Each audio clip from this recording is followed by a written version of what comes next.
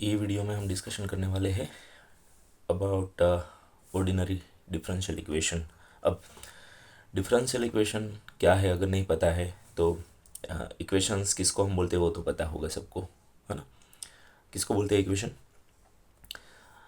Something equal to zero, रफली अगर कहना चाहे तो समथिंग इक्वल टू ज़ीरो, है ना। जिस एक्सप्रेशन को हम इक्वल टू ज़ीरो सेट कर सकते हैं, इक्वल टू ज़ीरो, तो वो फिर इक्वेशंस बन जाएगा, है ना। सो यहाँ कुछ भी होगा चलेगा, कोई भी टर्म मैथमेटिकल टर्म होगी, equal to zero means equation.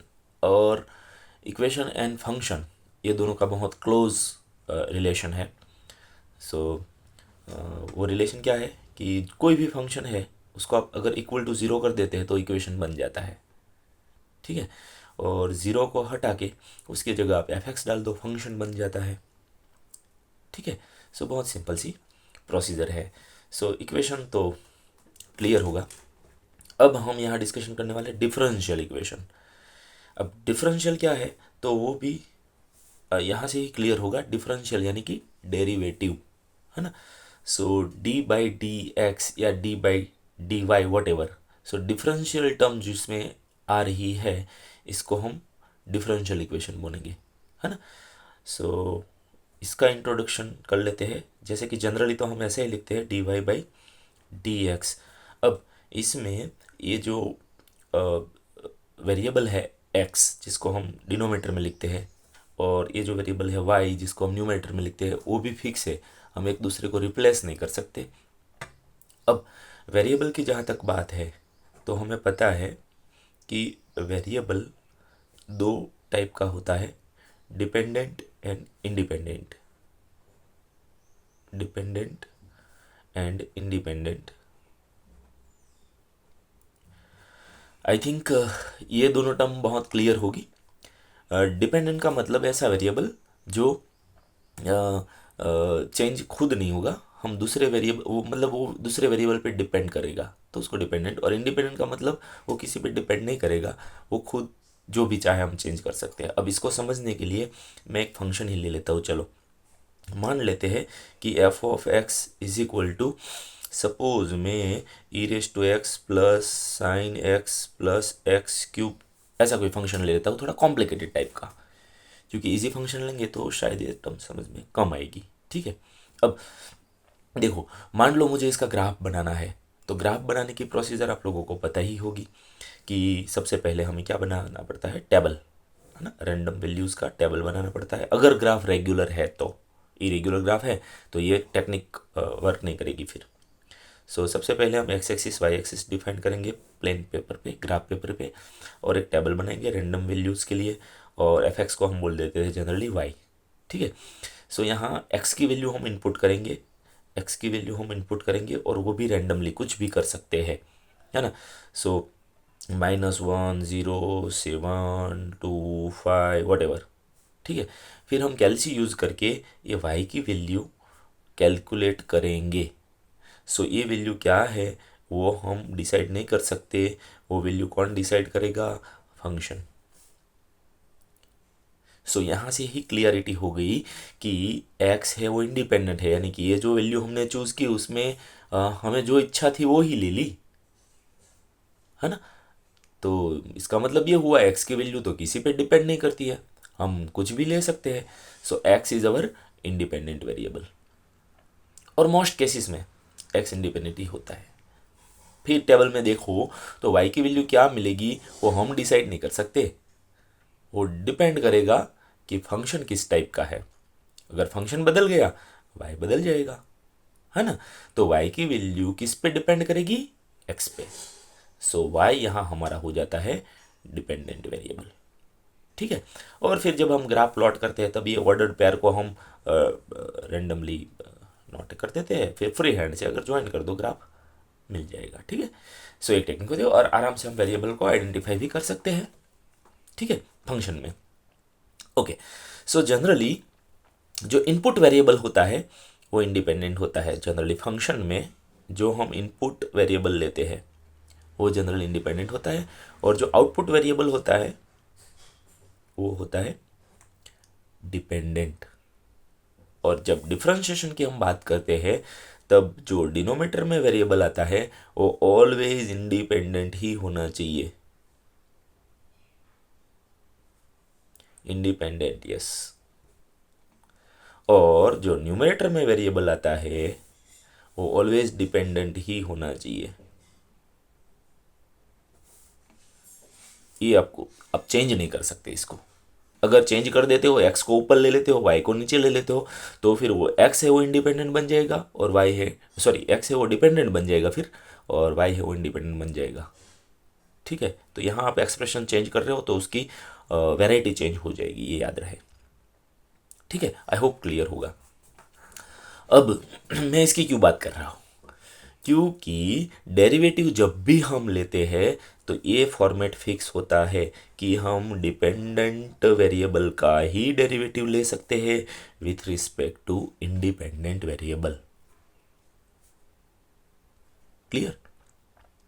Okay, so अब क्वेश्चन ये होगा कि मान लो इनपुट वेरिएबल ज़्यादा है, तब इनपुट वेरिएबल ज़्यादा है यानी कि इंडिपेंडेंट वेरिएबल एक से ज़्यादा है, यहाँ हमारे पास चॉइसेस है, तब फॉर एग्जांपल मान लो हमारे पास 3 वेरिएबल है, x y and z, x y and z, ये दोनों इनपुट है और ये आउटपुट है, तो फिर हम derivative with respect to x भी ले सकते हैं, विथ रिस्पेक्ट टू वाई भी ले सकते हैं, बट किसका डेरिवेटिव ले सकते हैं?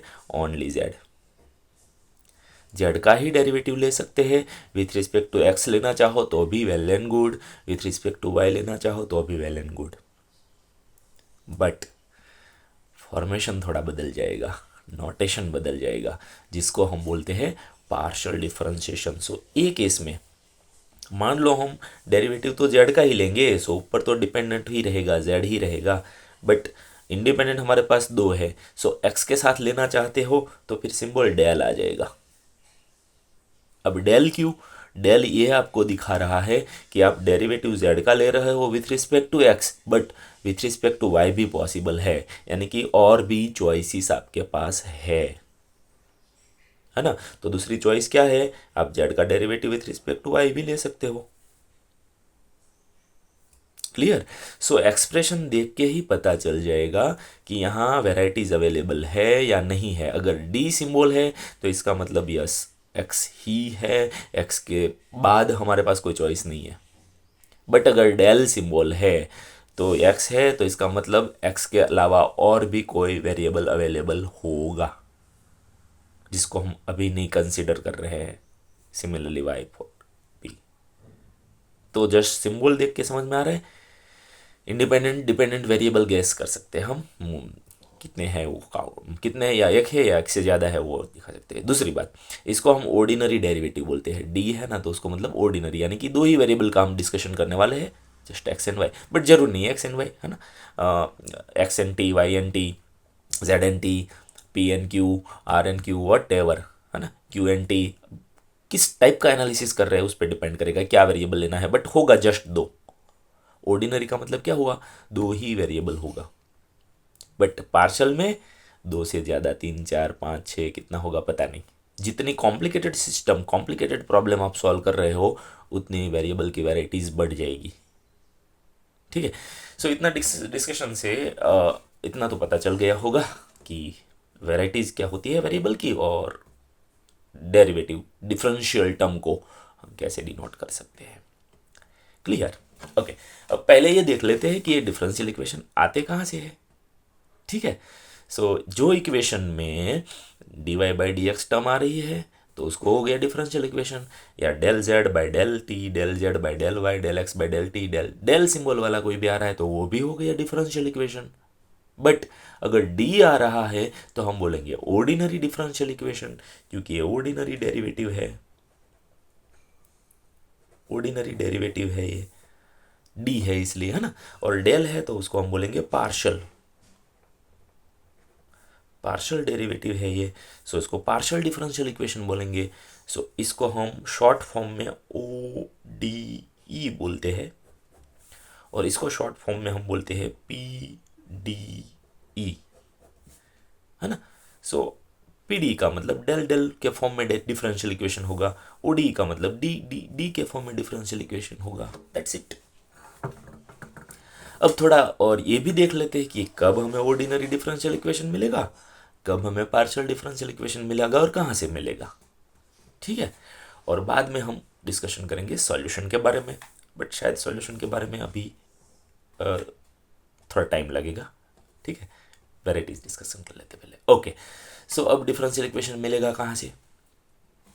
ओके, सो यस, अगर फॉर्मल डेफिनेशन देनी है तो हम ऐसा बोल सकते हैं रफली कि ऐसा इक्वेशन जो डिफरेंशियल टर्म इंक्लूड करता है उसको हम डिफरेंशियल इक्वेशन बोलेंगे, है ना।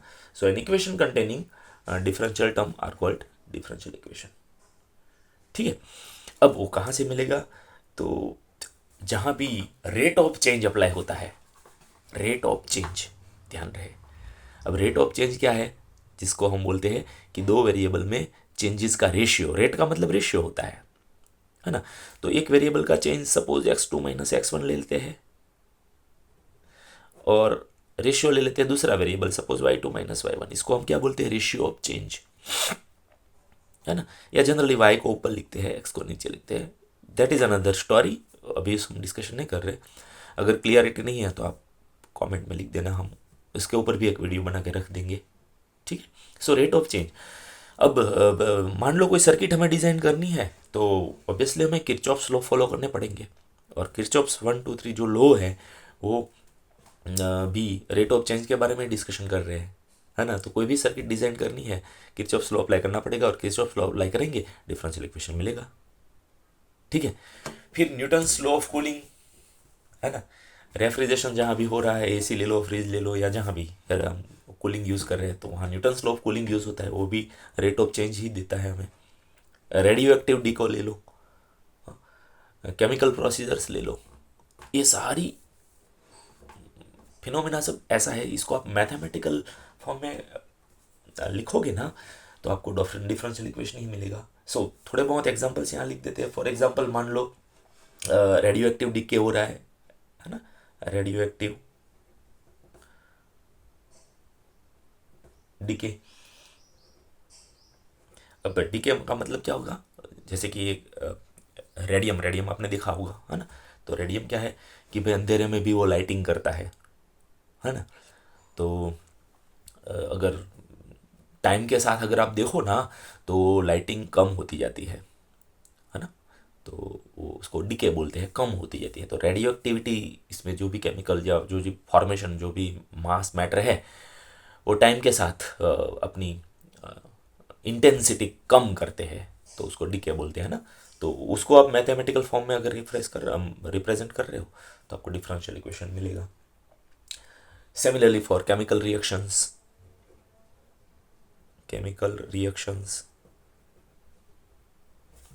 ठीक है, उसमें भी डिफरेंशियल इक्वेशन मिलेगा। फिर न्यूटन्स लॉ ऑफ कूलिंग, जैसे अभी हमने बताया, न्यूटन्स लॉ ऑफ कूलिंग, ठीक। या फिर RL RC RCL सर्किट्स, ये इसके बारे में फिजिक्स में आपने शायद देखा होगा। ये सारी किरचॉफ्स लॉ पे डिपेंड करती है, RCL सर्किट्स, ठीक है। तो ये भी डिफरेंशियल इक्वेशन ही प्रोड्यूस करती है। और अगर थोड़ा पार्शल के फॉर्म में जाना है, क्योंकि ये सारे ऐसे हैं दो ही वेरिएबल हम डिस्कशन करते हैं, सो ये सारे ओडी देते हैं हमें, ये सारे हमें क्या देते हैं, ओडी। बट अगर पीडी के बारे में जाना है तो हीट कंडक्शन प्रॉब्लम है, वाइब्रेटिंग स्ट्रिंग प्रॉब्लम है ना। या अगर सिंपल बात करें तो सिंपल हार्मोनिक मोशन, अब ये क्या चीज़ आ गई नहीं, है ना। सो मोशन, जहाँ भी मोशन हो रहा है या वाइब्रेशन हो रहा है, उसको अगर आपको मेजर करना है तो पार्शियल डिफरेंशियल इक्वेशन मिलेगा। फॉर एग्जांपल आपने ये देखा होगा कि बहुत बड़े ब्रिज होते हैं ना, ब्रिज पे अगर टॉप पे आप खड़े होते हो और थोड़ी देर ऑब्जर्व करो ना तो पता चलेगा कि ब्रिज वाइब्रेट करता है ना। और शायद फिजिक्स में आपने ये भी देखा होगा कि वो नेचुरल वाइब्रेशन के साथ अगर हम उसका वाइब्रेशन मैचअप कर लेना, तो एक अकेला बंदा वो ब्रिज को तोड़ भी सकता है। ठीक है, तो ये सारे वाइब्रेशंस को अगर मेजर करना है तो पार्शियल डिफरेंशियल इक्वेशन मिलेगा। ठीक है, ओके, सो कॉमन ये पीडी मिलेगा। ओके, सो कॉमनली अगर बोलना चाहे तो दो ही वेरिएबल के बारे में अगर डिस्कशन कर रहे हैं तो ओडी मिलेगा, मोर देन टू वेरिएबल के बारे में डिस्कशन कर रहे हैं हमें पीडी मिलेगा, दैट्स इट। ठीक है, ओके, अब आगे अगर देखना है तो मोस्ट इंपॉर्टेंट दो टर्म्स है order and degree. Order and degree of differential equation. अब ओडी हो या पीडी, ऑर्डर एंड डिग्री तो दोनों में हम कॉमन तरीके से डिफाइन कर सकते हैं।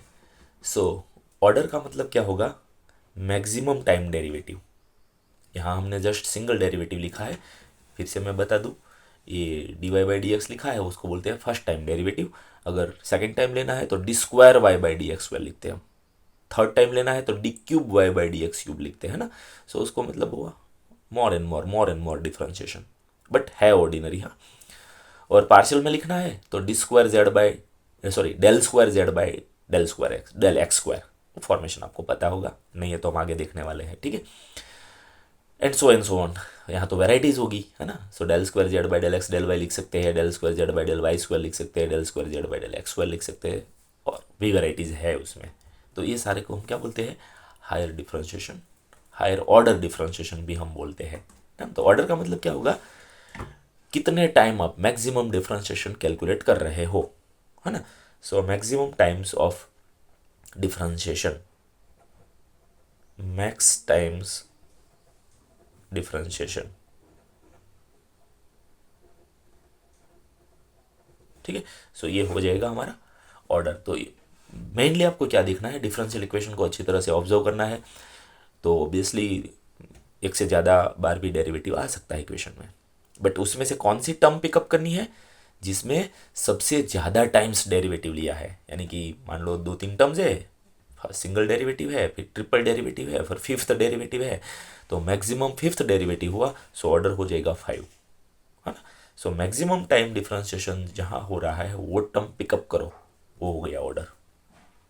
और डिग्री का मतलब यह होगा कि ये जो हम मैक्सिमम टाइम डिफ्रेंशिएशन देख रहे हैं उसका पावर, है ना। सो हम ऐसा लिखेंगे, power of maximum times differential term.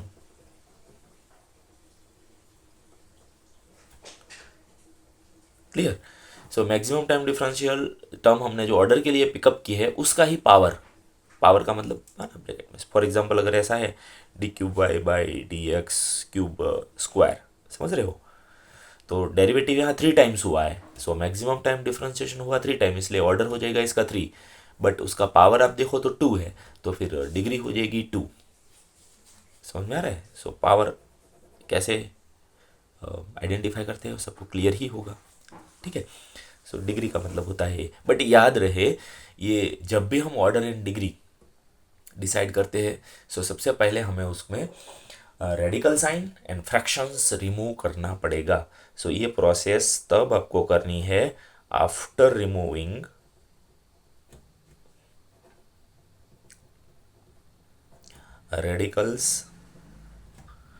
Radical signs and fractions.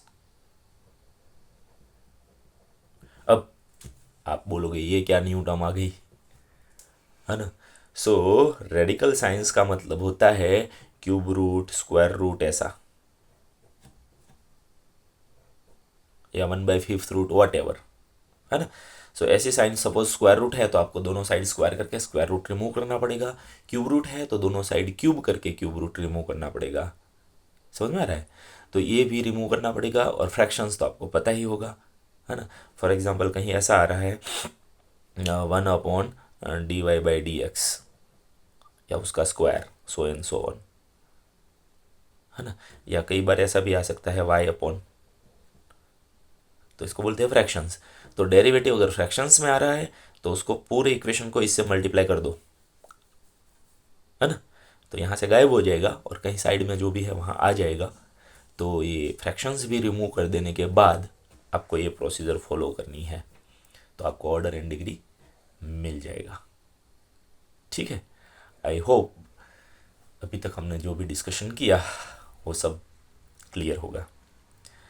अब नेक्स्ट वीडियो में हम ये देखेंगे कि डिफरेंशियल इक्वेशन की वो भी सेक्शन वाइज जाएंगे। तो पहले हम डिस्कशन करेंगे ओडी के बारे में, बाद में पीडी के बारे में डिस्कशन करेंगे। सो नेक्स्ट वीडियो में हम ये देखेंगे कि भाई ओडी में कितनी वैरायटीज़ होती है डिफरेंशियल इक्वेशन की, और उसको सॉल्व करने के टेक्निक्स क्या क्या होती है, कितने तरीके से हम सॉल्व कर सकते हैं। ठीक है। और हाँ, अभी तक अगर आप लोगों ने चैनल को सब्सक्राइब नहीं किया है तो सब्सक्राइब जरूर कर लेना और अपने सर्कल में इसको मैक्सिमम शेयर करना। ठीक है। सो हाँ, एक और, मान लो आप स्टडी कर रहे हो और कोई डाउट आ रहा है, आप सॉल्व नहीं कर पा रहे हो, हेल्प की ज़रूरत है, तो आप मुझे अपना डाउट ये नंबर पे व्हाट्सएप कर सकते हो विद द लैंग्वेज, है ना। क्योंकि मैं मानता हूँ तब तक नॉलेज गेन करने के लिए लैंग्वेज बार नहीं होना चाहिए। ठीक है। तो अपना डाउट हम चाहे तो इंग्लिश में, चाहे तो हिंदी में, चाहे तो गुजराती में भी डिस्कशन कर सकते हैं। ठीक है। ओके। और कोई भी maths, all type of maths, ज़रूरी नहीं है BTech, BBA, BCA, MTech, B pharm, M pharm, whatever. ठीक है, सारे मैथ्स का सॉल्यूशन आपको सेटिस्फैक्शन मिल जाएगा। ओके, सो मिलते हैं नेक्स्ट वीडियो में।